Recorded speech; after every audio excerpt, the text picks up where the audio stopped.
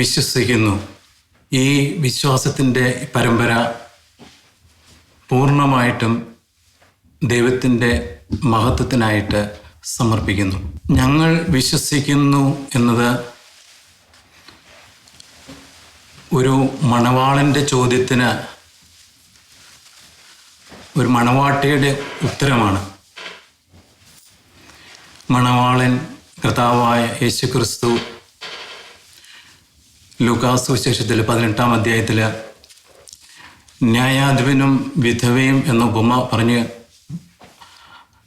അതിൻ്റെ അവസാന ഭാഗത്ത് ചോദിക്കുന്നതാണ്, മനുഷ്യപുത്രൻ വരുമ്പോൾ ഭൂമിയിൽ വിശ്വാസം കണ്ടെത്തുമോ? ഈ മണവാളൻ്റെ ചോദ്യത്തിന് മണവാട്ടിയുടെ ഉത്തരമാണ്, ഞങ്ങൾ വിശ്വസിക്കുന്നു. മണവാട്ടി അത് ഒരു പട്ടണമാണ്, ഒരു സിറ്റിയാണ്, പുതിയ ജെറുസലേമാണ്, അത് സഭ തന്നെയാണ്. അപ്പോൾ വിശ്വാസത്തിൻ്റെ സാക്ഷ്യമായിട്ട് സഭാസമൂഹം, വിശ്വാസ സമൂഹം കർത്താവിന് മറുപടിയായിട്ട് ഉറച്ച് പ്രഘോഷിക്കുന്നു, ഞങ്ങൾ വിശ്വസിക്കുന്നു. ഷെക്കിന അമേരിക്കാസിൻ്റെ ന്യൂയോർക്ക് റീജിയണിലുള്ള സ്റ്റുഡിയോയിൽ നിന്നാണ് നമ്മൾ ഈ പരമ്പര ചെയ്യുന്നത്. കഴിഞ്ഞ ഒക്ടോബർ 17-ന് ഇതിൻ്റെ വെഞ്ചരിപ്പ് കർമ്മം നടത്തുമ്പോൾ നമ്മൾ ആഗ്രഹിച്ചു, നമ്മൾ പ്രാർത്ഥിച്ചു, വിശ്വാസത്തിന് സാക്ഷ്യമായിട്ട് ഒരു പരമ്പര എടുക്കുവാൻ നമ്മൾ ആഗ്രഹിച്ചു. അതിന് സ്വർഗം നൽകുന്ന ഒരു പെട്ടെന്നുള്ള ഉത്തരം പോലെ ഈ പരമ്പര, വിശ്വാസത്തിൻ്റെ പരമ്പര നമ്മൾ തുടങ്ങി. ഇത് ബ്രദർ സന്തോഷ് കരുമത്ര ഈ സ്റ്റുഡിയോ ഇത്ര പെട്ടെന്ന് ഇവിടെ വെഞ്ചരിപ്പ് കർമ്മത്തിലേക്ക് വന്നപ്പോൾ ബ്രദർ സൂചിപ്പിച്ചു, ഇതിന് കർത്താവിൻ്റെ വലിയൊരു തിടുക്കമുണ്ട്. ആ തിടുക്കത്തിൻ്റെ ഭാഗമായിട്ടാണ് ഈ സ്റ്റുഡിയോയുടെ വെഞ്ചരിപ്പും കാര്യങ്ങളെല്ലാം എത്ര പെട്ടെന്ന് വന്നപ്പോൾ നമ്മൾ വീണ്ടും വിശ്വാസത്തിൻ്റെ ഒരു സാക്ഷ്യമായിട്ടൊരു പരമ്പര ആഗ്രഹിച്ചത്. ആ സമയത്ത് ന്യൂയോർക്ക് വിസിറ്റ് ചെയ്യുന്ന ഫാദർ ജോസ് പാണിയച്ചൻ, അച്ഛൻ്റെ ഒരു ടോക്ക് ഞങ്ങളുടെ ഇടവപ്പള്ളിയിൽ ശ്രവിക്കുമ്പോൾ അച്ഛൻ പൂർണ്ണമായിട്ടും വിശ്വാസത്തെക്കുറിച്ചാണ് പറഞ്ഞത്.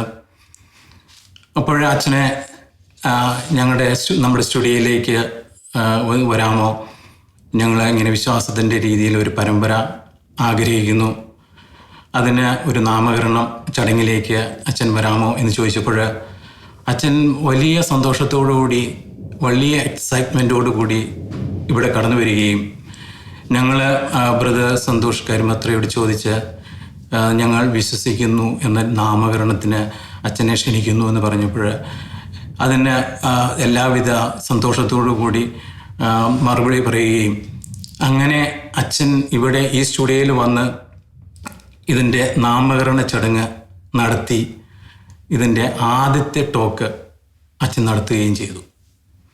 ഒരുപക്ഷെ കേരളത്തിൽ വിശ്വാസത്തെക്കുറിച്ച് ഏറ്റവും ആധികാരികമായിട്ട് പറയാൻ കഴിവുള്ള ആ വലിയ പുരോഹിതൻ ഞങ്ങളുടെ ഈ ചെറിയ സംരംഭത്തിൽ വന്ന് ഇതിന് തുടക്കം കുറിക്കുമ്പോൾ ഞങ്ങൾ ഇത് ദൈവത്തിൻ്റെ വലിയ ഒരു അത്ഭുതമായിട്ട് കാണുകയാണ്.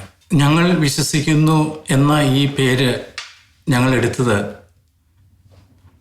നമ്മുടെ കുർബാന ക്രമത്തിലെ വിശ്വാസ പ്രമാണത്തിൽ നിന്ന് തന്നെയാണ്. അവിടെ നമ്മൾ പല പ്രാവശ്യമായിട്ട് പറയുന്നു, ഞങ്ങൾ വിശ്വസിക്കുന്നു, ഞങ്ങൾ വിശ്വസിക്കുന്നു. നമ്മുടെ പല ഉദാശകളിലും മാമോദിസായിലും സ്ഥൈര്യലേപനത്തിലും എല്ലാം നമ്മൾ ഏറ്റുപറയുന്ന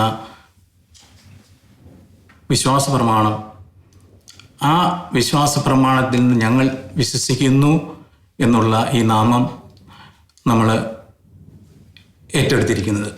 വീണ്ടും വിശ്വാസത്തെക്കുറിച്ച് നമ്മെ പഠിപ്പിക്കുന്നത് കത്തോലിക്കാ സഭയുടെ മതബോധന ഗ്രന്ഥമാണ്. എന്നെ സംബന്ധിച്ചിടത്തോളം കഴിഞ്ഞ 23 വർഷമായിട്ട് നാട്ടിൽ നിന്ന് പോന്ന് ന്യൂയോർക്കിലാണ്. അപ്പോൾ നാട്ടിൽ നിന്ന് പോരുമ്പോൾ കുറേ ബുക്കുകളൊക്കെ കയ്യിലെടുത്ത് കൊണ്ടുപോന്നു.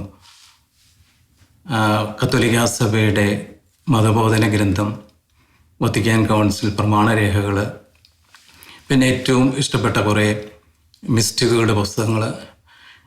അപ്പോഴേ ഈ കഴിഞ്ഞ ദിവസം ഈ വിശ്വാസത്തെക്കുറിച്ച് ചിന്തിക്കുമ്പോൾ ഈ മതബോധന ഗ്രന്ഥം അന്ന് 25 വർഷം മുമ്പ് ദൈവം അനുഗ്രഹിച്ച ഈ പുസ്തകം, ഈ ഗ്രന്ഥം മുഴുവൻ വായിക്കാനുള്ള വലിയ ഭാഗ്യം എനിക്കുണ്ടായിട്ടുണ്ട്.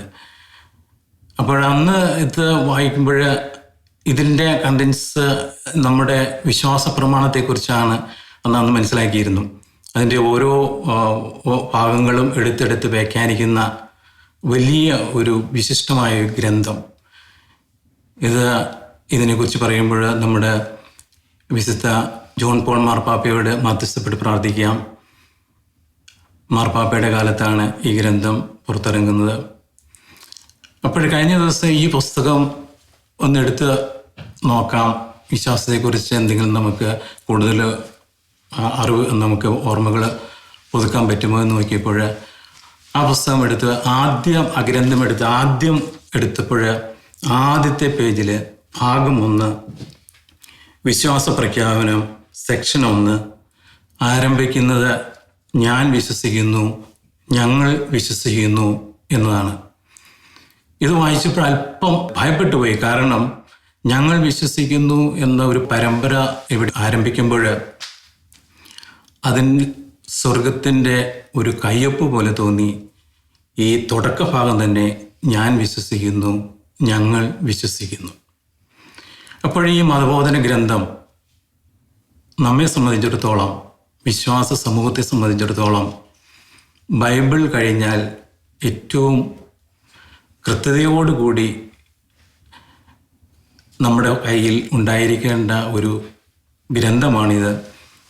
ഇതിൻ്റെ ഓരോ ഭാഗവും ആദ്യം വിശ്വാസ പ്രമാണത്തെക്കുറിച്ച് പറയുന്നു, തുടർന്ന് കൂദാശകളെക്കുറിച്ച് പറയുന്നു, അവസാന ഭാഗം കർത്തൃ പ്രാർത്ഥനയെക്കുറിച്ച് പറയുന്നു. ഇങ്ങനെ വളരെ വിശദമായിട്ട് പറയുന്ന ഈ ബുക്ക് പ്രത്യേകിച്ചും ഈ കാലഘട്ടത്തിൽ നമ്മൾ വായിച്ച് മനസ്സിലാക്കിയിരിക്കേണ്ടതാണ്. കാരണം ഈ കാലത്തിൻ്റെ പ്രത്യേകതയിൽ നമ്മൾ കർത്താവിൻ്റെ പ്രത്യാഗമനത്തിനായിട്ട് ഒരുങ്ങി നിൽക്കുമ്പോൾ അത് ഭൗതികമായിട്ട് ഒരുങ്ങേണ്ടതുണ്ട്, ആത്മീയമായിട്ട് ഒരുങ്ങേണ്ടതുണ്ട്. ആത്മീയമായിട്ട് ഒരുങ്ങുന്ന ഒരു തലത്തിൽ നമ്മുടെ കൈവശം കൃത്യമായിട്ടുണ്ടായിരിക്കേണ്ട ഒരു ബുക്കാണ്, ഓരോ ഭവനത്തിലും ഉണ്ടായിരിക്കേണ്ട ബുക്കാണ് കത്തോലിക്കാ സഭയുടെ മതബോധന ഗ്രന്ഥം. വിശുദ്ധ ബൈബിളും കത്തോലിക്കാ സഭയുടെ മതബോധന ഗ്രന്ഥവും ഉള്ള ഒരു ഭവനത്തെ ദുഷ്ടന് തൊടുവാൻ സാധിക്കുകയില്ല. അപ്പോൾ ഈ മതബോധന ഗ്രന്ഥം ഉണ്ടായിരിക്കുക മാത്രമല്ല, അതിൽ പറയുന്ന കാര്യങ്ങൾ ആദ്യം മുതൽ അവസാനം വരെ ഒന്ന് വായിക്കുക, അതിന് ശ്രമിക്കുക. അതിൽ പറയുന്ന കാര്യങ്ങളെക്കുറിച്ച് ഉറച്ച ബോധ്യമുണ്ടായിരിക്കുക എന്നുള്ളത് ഈ കാലഘട്ടത്തിൽ നമുക്ക് ഏറ്റവും അത്യാവശ്യമായിട്ടുള്ള ഒരു കാര്യമാണ്. നമ്മൾ വീണ്ടും ദൈവിക പുണ്യങ്ങളെക്കുറിച്ച് ചിന്തിക്കുമ്പോൾ വിശ്വാസം, ശരണം, സ്നേഹം, ഇവ ദൈവിക പുണ്യങ്ങളാണെന്ന് നമുക്കറിയാം. ഇതിലെ വിശ്വാസത്തെക്കുറിച്ച് പറയുമ്പോൾ ഒരു പരിധിവരെയും ദൈവിക പദ്ധതി അത് ദൈവപിതാവുമായിട്ട് ബന്ധപ്പെട്ട് കിടക്കുന്നതായിട്ട് നമുക്കെടുക്കാമെന്ന് തോന്നുന്നു. ദൈവിക പദ്ധതിയോടുള്ള ദൈവജനത്തിൻ്റെ പ്രത്യുത്തരമാണ് വിശ്വാസം. ശരണം അത് ഒരു പരിധിവരെയും യേശുവിൻ്റെ രക്ഷാകര പ്രവൃത്തികളിൽ, പെസഹ രഹസ്യങ്ങളിൽ നിന്നുള്ള ക്രിസ്തുവിൻ്റെ വീണ്ടെടുപ്പിൽ നമ്മൾ ആശ്രയിച്ച് അതിൽ നിന്നും കൃപയും കരുണയും സ്വീകരിക്കുന്നതാണ് ശരണം. ദൈവിക പദ്ധതിയെക്കുറിച്ച് നമ്മൾ ചിന്തിക്കുമ്പോൾ നമുക്ക് ഏറ്റവും ശക്തമായ ഉൾക്കാഴ്ച നൽകുന്നത് പൗലോസ്ലീഹായുടെ എഫെസസുകാർക്കുള്ള ലേഖനമാണ്. പൗലോസ്ലീഹായുടെ എഫെസസിൽ, അതുപോലെ തന്നെ ഫിലിപ്പീൻസിന് എഴുതുന്ന ലേഖനം, കൊളോസിയൻസിന് എഴുതുന്ന ലേഖനം, ഇതൊക്കെ വളരെ ശക്തമായിട്ട് ദൈവിക പദ്ധതിയെക്കുറിച്ച് നമുക്ക് ബോധ്യം തരുന്നുണ്ട്. അതുപോലെ തന്നെ ഒരു പരിധിവരെയും ക്രിസ്തു വിജ്ഞാനീയം. ഈ 3 അധ്യായങ്ങളിലൂടെ നമ്മൾ 3 ലേഖനങ്ങളിലൂടെ നമ്മൾ കടന്നുപോയാൽ എത്രയോ മനോഹരമായിട്ട് പൗലോസ്ലീഹ ദൈവിക പദ്ധതിയെക്കുറിച്ച് പറയുന്നു. എഫേസസ് എഴുതുന്ന ലേഖനത്തിൽ 1-ാം അധ്യായത്തിൽ ദൈവത്തിൻ്റെ പദ്ധതിയെക്കുറിച്ച് സ്ലീഹ എഴുതുന്നത്, ഇത് കാലത്തിൻ്റെ പൂർണ്ണതയിൽ സ്വർഗത്തിലും ഭൂമിയിലുമുള്ള എല്ലാറ്റിനെയും ക്രിസ്തുവിൽ ഒന്നിപ്പിക്കുന്നതിന് വേണ്ടി അത്രേ. അപ്പോൾ ദൈവപിതാവിൻ്റെ പദ്ധതി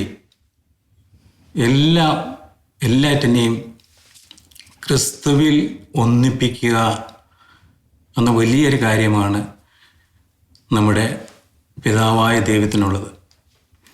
അപ്പോൾ ഈ ദൈവിക പദ്ധതി നമ്മുടെ മുമ്പിൽ നിൽക്കുമ്പോൾ നമ്മൾ അതിനെതിരായിട്ട് എന്ത് കാര്യങ്ങൾ കൊണ്ടുവന്നാലും സത്യത്തിൽ നമ്മൾ അതിനെക്കുറിച്ച് കൂടുതൽ വ്യാകുലപ്പെടേണ്ടതില്ല. കാരണം സത്യമായിട്ടുള്ളതും ശക്തമായിട്ടുള്ളതുമായ നമ്മുടെ പിതാവിൻ്റെ പദ്ധതി നമ്മുടെ മുമ്പിൽ നിൽക്കുമ്പോൾ അതിനെതിരായിട്ട് വരുന്ന എന്തും നമ്മൾ ദൈവിക പദ്ധതിയിൽ അത് ഇല്ലാതാകുന്നതാണ്. അപ്പോൾ ഈ ദൈവിക പദ്ധതി അത് ത്രിത്വത്തിൻ്റെ പദ്ധതിയാണ്. പിതാവായ ദൈവവും യേശുക്രിസ്തുവും പരിശുദ്ധാത്മാവും സഭയും ഇതെല്ലാം നിറഞ്ഞു നിൽക്കുന്ന ഒരു വലിയ പദ്ധതിയിൽ എഫേസസ് എഴുതുന്ന ലേഖനം 1-ാം അധ്യായത്തിൽ 1 മുതൽ 14 വരെ ഉള്ള ഭാഗങ്ങളിൽ പ്രത്യേകിച്ചും നമുക്ക് അത് വായിച്ചെടുക്കാൻ സാധിക്കും. അവിടെ സഭ വരുന്നുണ്ട്. ആദ്യമേ പിതാവായ ദൈവം വരുന്നു, യേശുക്രിസ്തു വരുന്നു, പരിശുദ്ധാത്മാവ് വരുന്നു. ഇവിടെ വിശ്വാസത്തെക്കുറിച്ച് പറയുന്നത് രക്ഷയുടെ സദ്വാർത്തയായ സത്യത്തിൻ്റെ വചനം ശ്രവിച്ച് അവനിൽ വിശ്വസിക്കുന്ന നിങ്ങളും വാഗ്ദാനം ചെയ്യപ്പെട്ട പരിശുദ്ധാത്മാവിനാൽ അവനിൽ മുദ്രിതരായിരിക്കുന്നു. അപ്പോൾ യേശുവിൽ വിശ്വസിക്കുന്ന നമ്മെ സംബന്ധിച്ചിടത്തോളം നമ്മുടെ മാമോദീസായും സൈരലേപനവും അത് പരിശുദ്ധാത്മാവിലുള്ള നമ്മുടെ മുദ്രണമാണ്. അപ്പോൾ വിശ്വാസത്തിൻ്റെ ഒരു അടുത്ത ഘട്ടം എന്ന് പറയുന്നത്, അതിൻ്റെ തുടർച്ച എന്ന് പറയുന്നത് പിതാവായ ദൈവത്തിൽ നിന്നും പദ്ധതി ആരംഭിച്ച് പുത്രനായ ക്രിസ്തുവിലൂടെ രക്ഷാകര കർമ്മം, അതിനുശേഷം പരിശുദ്ധാത്മാവിലുള്ള മുദ്രണം. അപ്പോൾ ഈ പരിശുദ്ധാത്മാ മുദ്രണം എന്ന് പറയുമ്പോൾ അത് പരിശുദ്ധാത്മാ വിജ്ഞാനീയമാണ്. നമുക്കറിയാം, ഈ ആദ്യം പറഞ്ഞ ഈ 3 ലേഖനങ്ങളിലും ക്രിസ്തു വിജ്ഞാനീയത്തെക്കുറിച്ച് നമുക്ക് വലിയ ഉൾക്കാഴ്ച നൽകുമ്പോൾ നമുക്കറിയില്ല, പരിശുദ്ധാത്മ വിജ്ഞാനീയത്തെക്കുറിച്ച് സഭയിൽ ഒരു പഠനം ഇതിനോടകം തീർച്ചയായിട്ടുമുണ്ട്. നമ്മളത് കൂടുതൽ മനസ്സിലാക്കിയിട്ടില്ല. അപ്പോൾ പരിശുദ്ധാത്മ വിജ്ഞാനീയത്തെക്കുറിച്ച് കൂടി ബോധ്യം നൽകുന്ന ഒരു വലിയ കാര്യമാണ് ദൈവിക പദ്ധതി. ഞങ്ങൾ വിശ്വസിക്കുന്നു എന്ന ഈ പരമ്പര ദൈവപരിപാലനയാൽ മുമ്പോട്ട് പോകട്ടെ എന്ന് പ്രാർത്ഥിക്കുന്നു. വിശുദ്ധ യേശുപിതാവിൻ്റെ സംരക്ഷണം എപ്പോഴും ഇതിനുണ്ടായിരിക്കട്ടെ. പരിശുദ്ധ അമ്മയുടെ സ്തോത്രഗീതത്തിൻ്റെ യോഗ്യതയാൽ ഈ പരമ്പരയിൽ ഞങ്ങൾ എന്തെങ്കിലും കുറവുകൾ ദൈവപിതാവ് പരിഹരിക്കട്ടെ എന്ന് പ്രാർത്ഥിക്കുന്നു. അതുപോലെ ഞങ്ങളുടെ ഇടവക ദേവാലയങ്ങളിൽ അർപ്പിക്കപ്പെടുന്ന ദിവ്യബലികളുടെ യോഗ്യതയാൽ ഈശോയുടെ തിരുരക്തത്താൽ വിശുദ്ധീകരിക്കപ്പെട്ട് ശക്തീകരിക്കപ്പെട്ട് പരിശുദ്ധാത്മാവിനാൽ നയിക്കപ്പെട്ട് ധാരാളം പേര് വിശ്വാസത്തിൻ്റെ സാക്ഷ്യവുമായിട്ട് ഈ സ്റ്റുഡിയോയിലേക്ക് കടന്നു വരട്ടെ എന്ന് പ്രാർത്ഥിക്കുന്നു. നിരവധി വൈദികർ ആധികാരികമായിട്ട് ഇവിടെ വന്ന് ഞങ്ങളെ ആശീർവദിക്കുകയും അനുഗ്രഹിക്കുകയും അതുപോലെ തന്നെ വിശ്വാസ സമൂഹത്തിൽ അവർക്ക് കിട്ടിയിരിക്കുന്ന വിശ്വാസത്തിൻ്റെ സാക്ഷ്യം ഈ കാലത്തിൽ സ്വർഗത്തിൻ്റെ ചോദ്യത്തിന് മനുഷ്യപുത്രൻ വരുമ്പോൾ വിശ്വാസം കണ്ടെത്തുമോ എന്നതിന് ഉത്തരമായിട്ട് ഈ ദേശത്ത് ഉയർന്നു നിൽക്കട്ടെ എന്ന് പ്രാർത്ഥിക്കുന്നു. ഞങ്ങളുടെ ഈ ഇത്തിരി പോകുന്ന ശുശ്രൂഷ ഒത്തിരി പേരുടെ പ്രാർത്ഥനയുടെ പിൻബലത്തിലാണ് ഞങ്ങൾക്ക് സാധിക്കുന്നത്. കർത്താവ് മാത്രം അറിയുന്ന ഒത്തിരിയേറെ വിശ്വാസ സമൂഹം, വിശ്വാസികൾ നിരന്തരമായിട്ട് ഉയർത്തുന്ന ദൈവസന്നിധിയിലേക്ക് ഉയർന്നു വരുന്ന പ്രാർത്ഥനയുടെ ഭാഗമായിട്ടാണ്, അതിൻ്റെ ഭാഗം മാത്രമായിട്ടാണ് ഞങ്ങൾ ഈ ശുശ്രൂഷയായിട്ട് മുമ്പോട്ട് പോകുന്നത്. ഇതിൻ്റെ പിന്നിൽ പ്രവർത്തിക്കുന്ന ഒത്തിരി പേരുണ്ട്, സഹകരിക്കുന്ന ധാരാളം പേര്. എല്ലാവർക്കും ഒത്തിരി നന്ദി പറഞ്ഞുകൊണ്ട് ഇത് സഭയ്ക്കും ഈ ദേശത്തിനും ഒരു വലിയ അനുഗ്രഹമായിട്ട് ഉയർന്നു നിൽക്കട്ടെ എന്ന് പ്രാർത്ഥിച്ചുകൊണ്ട് നിർത്തുന്നു. എല്ലാവർക്കും നന്ദി.